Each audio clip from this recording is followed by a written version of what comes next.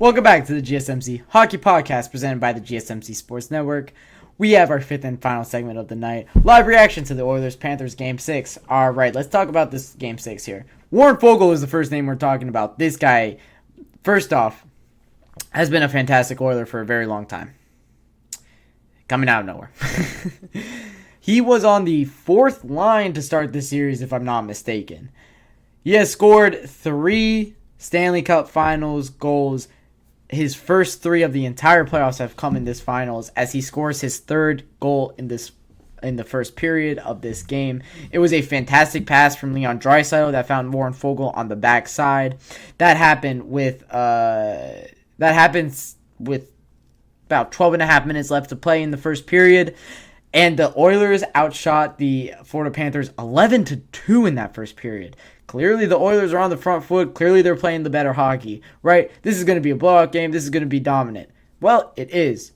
But the Florida Panthers came back in this second period, and they outshot the Edmonton Oilers 11-4. You want to know who scored the 2 goals in that period? The Edmonton Oilers did. How? They got outshot 11-4. For the Oilers, half their shots in that period went into the net. It's a goal from Adam Henrique from Mattias Janmark and Mattias Ekholm. The 2 Mattias combined for the assist here. And Adam Henrique gets a cross-crease goal. This is his third goal of the Stanley Cup Finals, Adam Henrique? Maybe second. I know he scored more than one. This was a trade deadline acquisition for the Edmonton Oilers. Fantastic pickup for them. Has been very clutch. And as I'm speaking about all of this, the Florida Panthers from Alexander Barkov get a goal. It is 3-1. The Panthers score on their first shot in the third period. 3-1 in this hockey game. Alexander Barkov gets the goal, his 8th of this postseason, to bring the Panthers within a fighter's chance of this game here. Adam Henrique and Zach Hyman were the ones that scored. Adam Henrique with a cross-crease goal that was assisted by Mattias Janmark was very impressive. You also have Zach Hyman that scored his goal that was assisted by Ryan Nugent-Hopkins.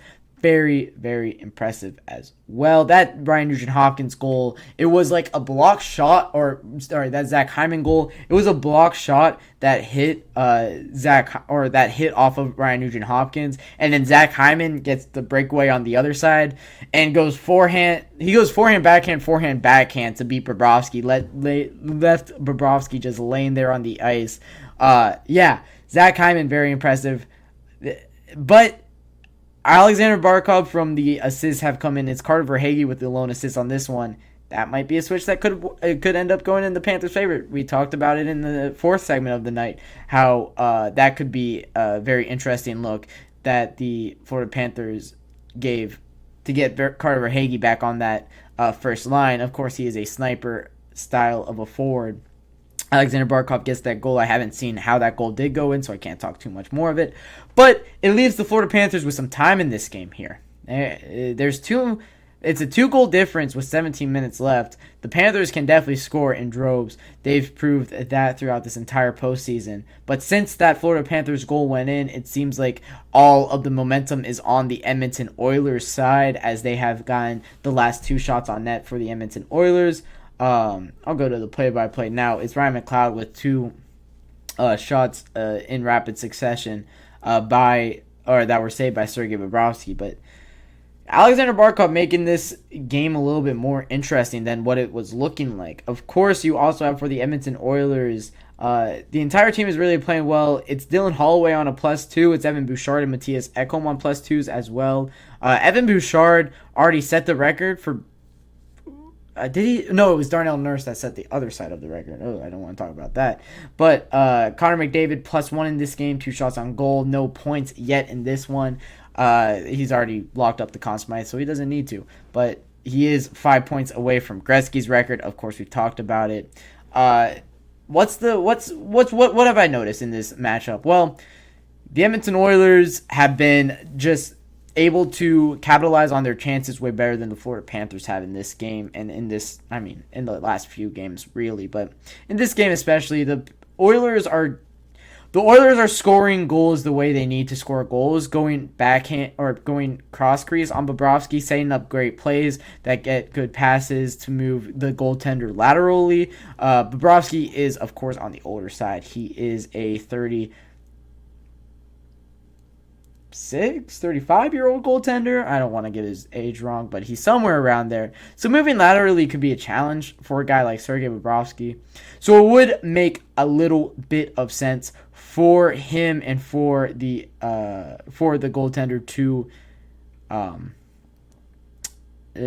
have the troubles with plays like that by the Edmonton Oilers that they're looking to set up. But yeah, the Oilers have been fantastic in this game. Of course, getting out to a 3-goal lead in this one. Now it is a 2-goal lead. Let's imagine this for a second here, because I will be done with this podcast before this game ends. I just want to throw this out into the world, just in case it happens. I think that this could be the funniest way for the series to end. The Oilers have this 3-0 comeback. Everybody's talking like it's already happened, like they're already going to a Game 7. Imagine the Florida Panthers come back from a 3-0 deficit in this third period to win 4-3. I think that nobody could write a script better than that. I think that would be hilarious. Of course, I'm a little bit saying this, and that probably wouldn't be fun for me to happen, because of course I do want this series to go to 7 games. I like to talk about hockey, and I know that having actual hockey to talk about instead of just off-season to talk about for as long as possible will make my job a whole lot easier. Although I am excited for this off-season to happen, I think fun things will happen in this one.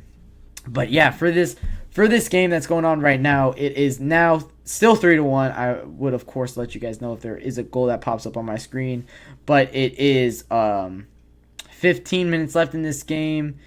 It is going to be, this game is going to go down to an empty net. We'll see who is able to turn provider for, if the Florida Panthers are able to turn provider. Kind of a clean game. It's not too many penalties. Matthias Janmark slashing against Oliver Ekman-Larsson in the first period. Eetu Luostarinen slashing against Dylan Holloway later in that period. You also have in the second period Matthias Janmark roughing against Matthew Tkachuk.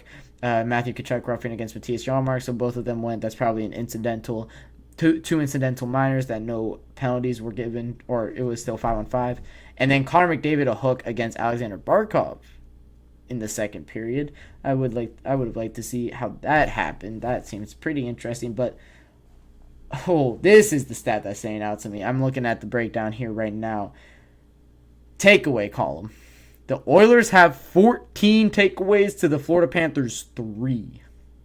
That might explain the difference in this hockey game. That would probably explain the difference in this hockey game. 14-3 in takeaways is insane. The Oilers are playing some great defensive hockey. We talk about, and the giveaways are even. It's 11-11 giveaways. So the Edmonton Oilers are just taking the puck off of the Panthers' stick. I mean, it's not really giveaways. Forcing turnovers, very impressive from the Edmonton Oilers here. 14-3 in takeaways. We talk about the forecheck of the Florida Panthers so often and how overbearing it can be, and we are seeing that the Edmonton Oilers are able to kind of take that game and play it and turn it away. And how's it going, Alex? I hope you're enjoying the Game 6 going on between the Oilers and the Panthers from our home back in Chicago. But for the Edmonton Oilers, looking like they're going to Game 7 here, looking like this series is going the distance when it looked like it was going to be a sweep from last Saturday. I thought the series was over just 6 days ago, and now we're looking at, as the Florida Panthers get a power play, it's a Derek Ryan minor penalty. Florida Panthers on the power play, only down by 2 in the third period. This could get a little bit interesting. So I'm excited to go. It's actually Derek Ryan high sticking against Nick Cousins is what the official call is. But I'm excited to get watching the rest of this game.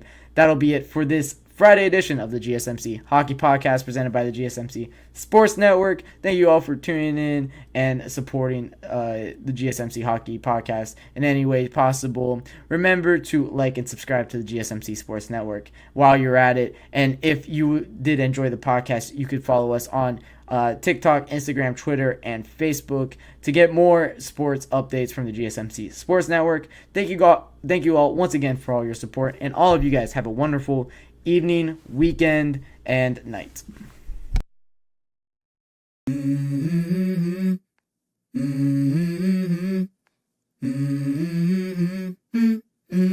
Let's go. I wake up to a little bit of drool.